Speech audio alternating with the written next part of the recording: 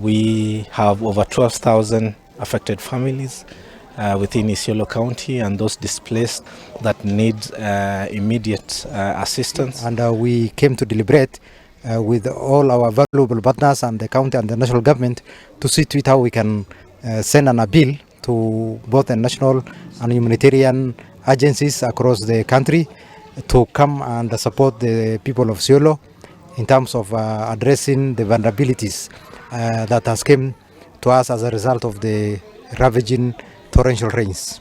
To the members of public, we would like to assure to them that the government is there with them. It is planning.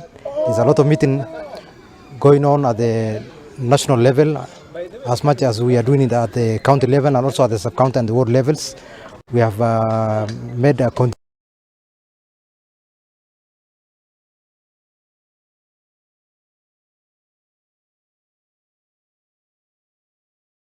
We are appealing to the members of the public who are on harm's way along the flooded areas to move to a higher ground.